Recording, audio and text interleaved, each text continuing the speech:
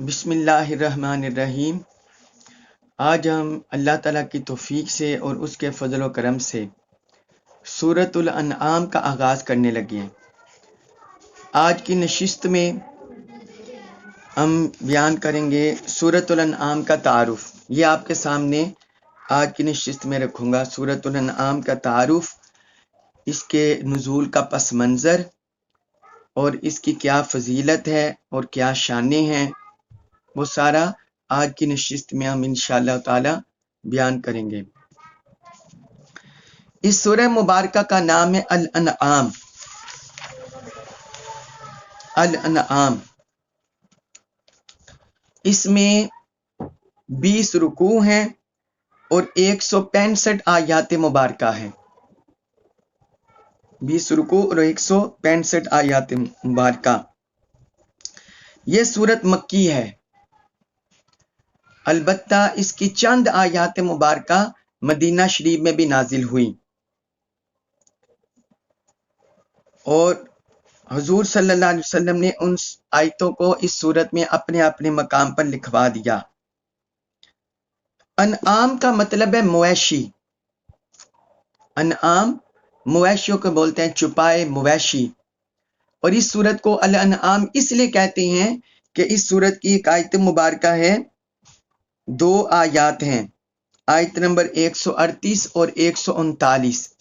سورۃ الانعام کی آیت نمبر 138 اور 139۔ اس میں اللہ تعالیٰ نے انعام کا ذکر کیا، مویشیوں کا، تو انہی کی نسبت سے اس سورت کا نام الانعام رکھا گیا ہے۔ یہ انعام جو ہم اردو میں بولتے ہیں، وہ بھی عربی سے آیا ہوا ہے لفظ انعام، نعمت سے نوازنا، انعام دینا۔ یہ وہ انعام نہیں ہے، یہ ہے انعام۔ انعام تو اس کا مطلب مویشی ہوتا ہے، مویشی چھپائے، تو اس وجہ سے اس سورت کا نام انعام لکھا گیا ہے۔ اب یہ سورت مکی سورت ہے، اور جو مکہ مکرمہ کے آخری حالات تھے، اس سورت کا مطالعہ کرنے سے پتہ چلتا ہے کہ مکہ مکرمہ کے آخری دور میں یہ نازل ہوئی ہے یہ سورت مبارکہ، کیونکہ مکی زندگی میں حضور صلی اللہ علیہ وسلم کے مختلف مراحل آئے تھے،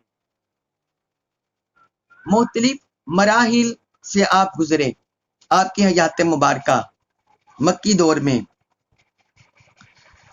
مثلا نبوت کے آغاز کے دور میں جو دعوت کا طریق تھا وہ خفیہ تھا، خفیہ دعوت کا طریق تھا، اور انفرادی طور پر دعوت دینا اور خفیہ طور پر، یہ ایک مرحلہ تھا۔ پھر اس کے بعد اللہ پاک کی طرف سے حکم ہوا کہ آپ اپنے اعزاء اقارب اقربین ان کو ڈرائیں، تو یہ دوسرے دور کا آغاز ہوا جس میں تبلیغ رسالت کو اعلانیہ پہنچانے کا حکم دیا گیا۔ چوتھے سال سے، یہ زمانہ بعثت سے چوتھے سال سے اس کا آغاز ہوا۔ تو اسی دور سے مخالفت اور ظلم و ستم کا آغاز ہو گیا صحابہ کرام پر اور حضور صلی اللہ علیہ وسلم پر، معاذ اللہ استغفر اللہ۔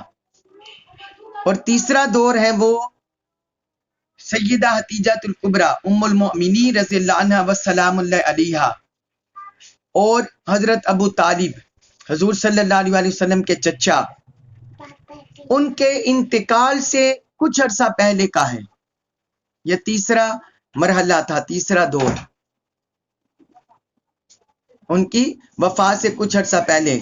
اسی دوران مسلمانوں کو ہجرت حبشہ کا بھی حکم ہوا، اور اسی دوران میں شیب ابی طالب کا بھی واقعہ ہوا کہ 3 سال مسلمانوں کو شیب ابی طالب، جو حضرت ابو طالب کی گھاٹی کے نام سے مشہور تھی، اس علاقے میں رہنا پڑا 3 سال تک۔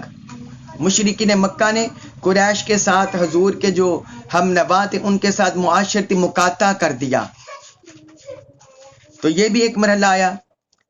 پھر اس کے بعد دور آیا جس میں آپ صلی اللہ علیہ وسلم مکی زندگی میں جو مکہ مکرمہ کے مضافات تھے، مضافاتی علاقے، وہاں تبلیغ کے لیے، رسالت کا پیغام پہنچانے کے لیے، اللہ کا پیغام پہنچانے کے لیے تشریف لے گئے۔ یہ بھی دور آیا جس میں طائف کا سفر، جس میں طائف کا سفر بھی پیش آیا، جس میں انہوں نے آپ پر ظلم و ستم کیا کفار مکہ نے، تو یہ بھی اس دور میں پیش آیا۔ تو یہ مکی زندگی کے حالات احوال میں نے آپ کو بتا دیے تاکہ آپ کو پتا چلے کہ مکی زندگی کے کیسے حالات و احوال تھے۔ تو جیسے جیسے مکہ مکرمہ میں اسلام کی ترویج ہوتی گئی، ویسے ویسے کفار مکہ، مشرکین مکہ، ان کا ظلم و ستم بھی مسلمانوں پر بڑھتا چلا گیا، یعنی مرض بڑھتا گیا جو جو دعا کی، ان کا یہ حال ہو گیا۔ بجائے حق کی طرف آنے کے اور اسلام کو پہچانے کے، حضور کی معرفت کے، ان کی دشمنی، عداوت، تعصب، اناد، اس میں اضافہ ہوتا چلا گیا۔ تو وہ جو آخری زمانے مکہ مکرمہ کے زمانہ نبوت، اس دور میں یہ سورۃ الانعام نازل ہوئی۔ اور میں نے شروع کے لیکچرز میں آپ کو بتاتا ہوں بعض کا کہ مکہ مکرمہ اور مدینہ منورہ کے احوال مختلف تھے۔ جو مدینہ طیبہ میں، اس میں اسلامی ریاست کی بنیاد رکھ دی گئی تھی۔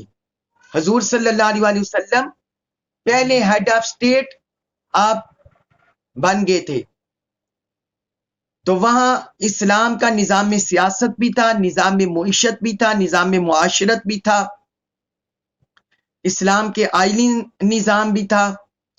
تو یہ سارے نظام مسلمانوں کو فراہم کیے جانے تھے، لہٰذا مدنی صورتوں کے جو موضوعات ہیں وہ بڑے وسیع ہیں، وہ بڑے وسیع ہیں مدنی صورتوں کے موضوعات۔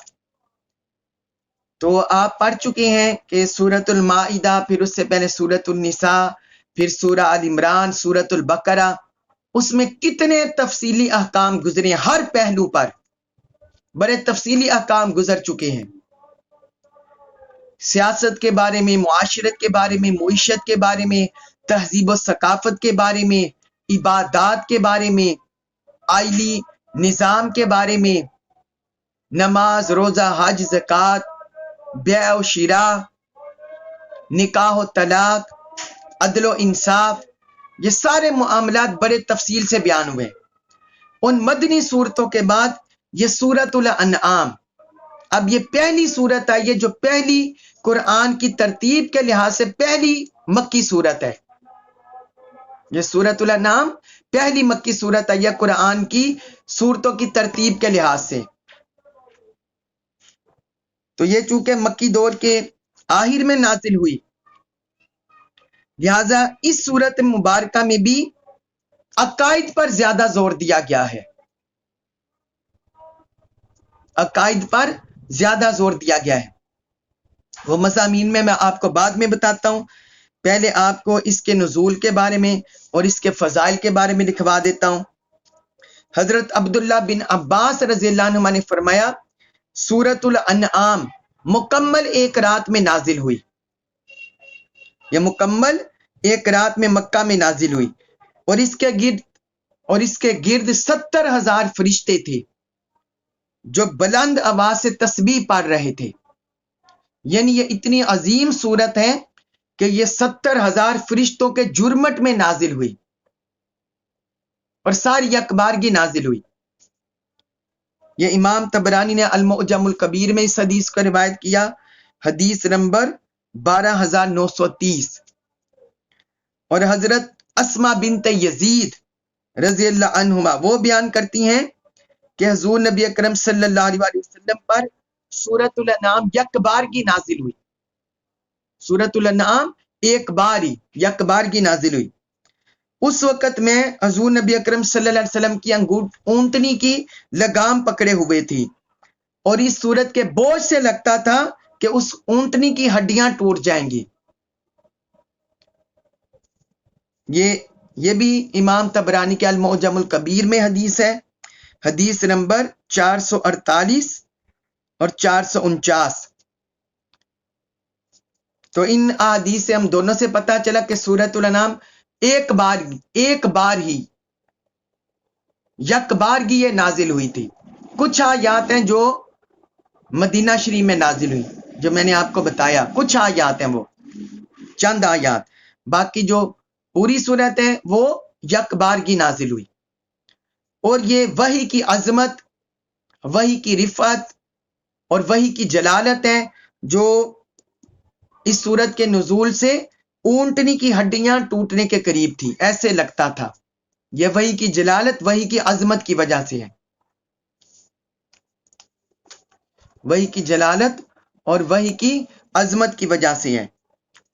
پھر ایک حدیث میں حضرت انس بن مالک رضی اللہ عنہ بیان کرتے ہیں کہ رسول اللہ صلی اللہ علیہ وسلم نے فرمایا سورۃ الانعام نازل ہوئی، درا حالے کہ اس کے ساتھ فرشتوں کی ایک جماعت تھی، درا حالے کہ اس کے ساتھ فرشتوں کی ایک جماعت تھی جس نے مشرق اور مغرب کو بھر لیا تھا، وہ بلند آواز سے تسبیح اور تقدیس کر رہی تھی اور زمین لرز رہی تھی۔ یعنی فرشتوں کے جرمٹ میں یہ سورت نازل ہوئی اور اتنے فرشتے تھے کہ مشرق و مغرب سے انہوں نے بھر لیا، اور بلند آواز سے وہ تسبیح کر رہے تھے، تقدیس کر رہے تھے، اس سے زمین لرز رہی تھی، اور رسول اللہ صلی اللہ علیہ وسلم پڑھ رہے تھے سبحان اللہ العظیم، سبحان اللہ العظیم، یعنی یہ تسبیح کے ساتھ وہ یہ سورت نازل ہو رہی تھی۔ امام طبرانی نے المعجم الاوسط میں اس حدیث کو روایت کیا، حدیث نمبر 6443، 6443 یہ نازل ہوئی۔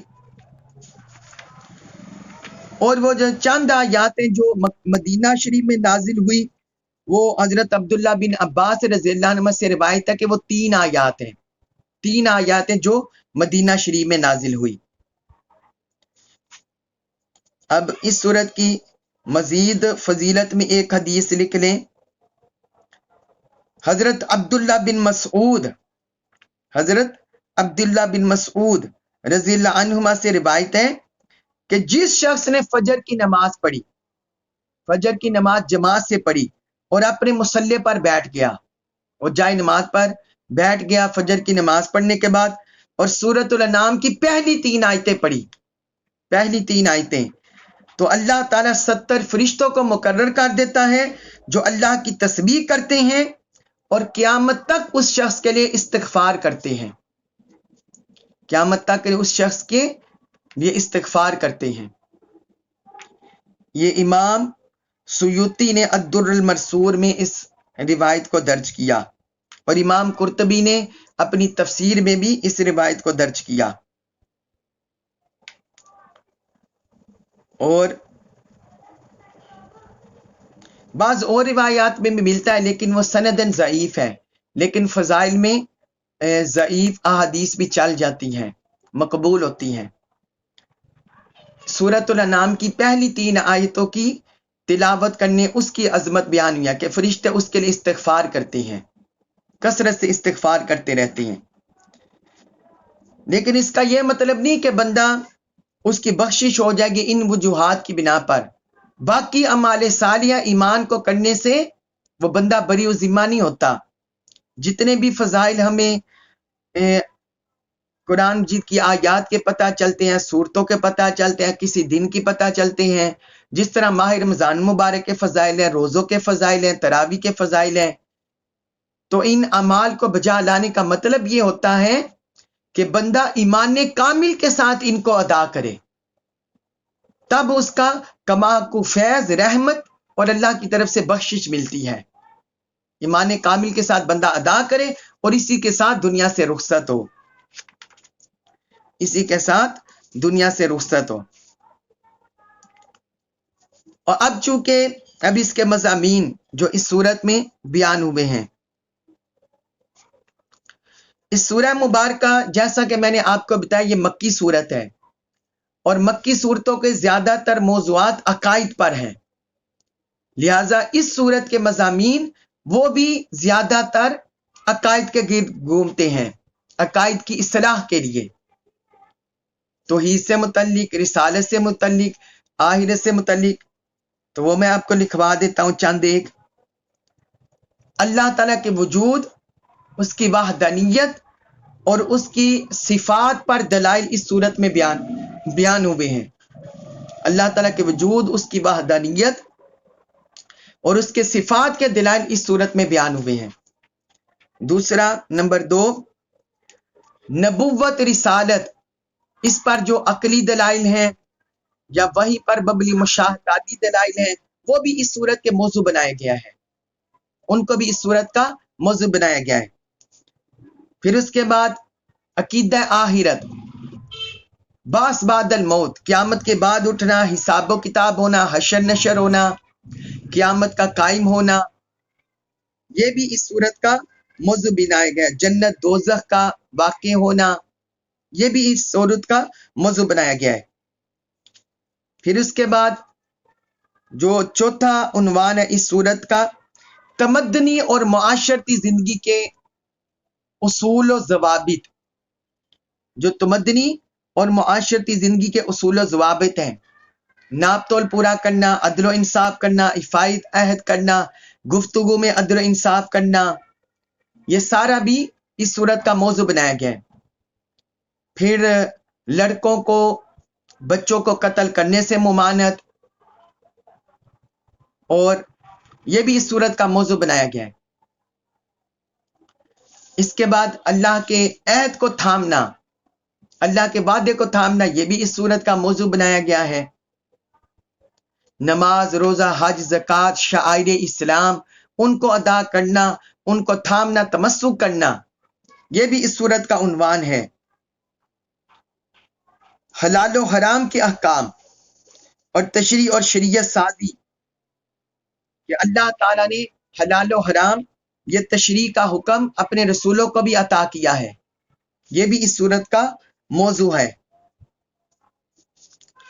پھر جو جانوروں کے متعلق، مویشیوں کے متعلق، چوپاؤں کے متعلق جو مشرکین نے عقائد باطلہ گاڑ رکھے تھے، کسی جانور کو اپنی مرضی سے کسی جانور کو حلال کر دیا، کسی کو حرام کر دیا، تو ان کی اصلاح، حلال اور حرام میں تمیز اور ان کے عقائد باطلہ کی اصلاح، یہ بھی بڑا تفصیل سے اس صورت کا موضوع ہے، بہت تفصیل سے بیان کیا گیا ہے۔ اور پھر حضور صلی اللہ علیہ وسلم کو کی بعثت کا مقصد کہ آپ کس لیے مبعوث ہوئے، یہ بھی اس صورت کا موضوع بنایا گیا ہے۔ اور نفس کو طیبات چیزوں سے محروم کر دینا، یہ تقویٰ نہیں ہے، بلکہ تقویٰ یہ ہے کہ نفس کے ناجائز تقاضے پورے نہ کیے جائیں، نفس کو تقویٰ کی راہ پر ڈالا جائے، للہیت، اخلاص، خالصیت کی راہ پر ڈالا جائے، یہ بھی اس صورت کا موضوع ہے۔ قرآن اور دین اسلام کی فضیلت اور امت کی نیکیوں کا ثواب، اور حضور کی جو امت ہے اس کی نیکیوں کا ثواب اللہ نے کئی گنا بڑھا دیا، یہ بھی اس صورت میں بیان ہوا ہے۔ پھر اس صورت میں آخر میں بڑی اہم، ایک بڑی فضیلت والی آیت مبارکہ، جس میں حضور صلی اللہ علیہ وسلم نے اپنی زبان اقدس سے ارشاد کیا، قل ان صلاتی و نسکی و محیای و مماتی للہ رب العالمین، آپ فرما دے کہ بے شک میرا جینا اور میرا مرنا اور میری عبادت وہ سب کچھ اللہ کے لیے ہے، میری نماز، میری قربانی، میری زندگی، میری موت، سب اللہ کے لیے ہے، جو تمام جہانوں کا رب ہے۔ یہ بڑی عظیم آیت ہے، جس میں کسی بھی مبلغ، کسی بھی دائی، کسی بھی مومن کے لیے اس کی زندگی کا تعین کیا گیا ہے کہ اس کی زندگی کے اعمال کا دار و مدار کن چیزوں پر ہونا چاہیے، وہ بڑی جامع آیت ہے، وہ بھی اس صورت میں ہے۔ آیت نمبر 162، سورۃ الانعام کی آیت نمبر 162۔ تو یہ عظیم موضوعات عناوین ہیں جو اس صورت کا حصہ بنایا گیا ہے۔ اللہ تبارک و تعالی ہمیں اس صورت مبارکہ کے ساتھ کامل تمسک عطا فرمائے، پختگی فرمائے، اور اس صورت کو ہمیں کما حقہ اسے پڑھنے، سمجھنے، سمجھانے کی توفیق عطا فرمائے، اور ہمارا حامی و ناصر ہو، ہمارے ظاہر و باطن کی اصلاح فرمائے، اور قرآن کے ساتھ ہمارے تعلق کو مضبوط اور پختہ بنا دے۔ وما علیہ الا البلاغ المبین۔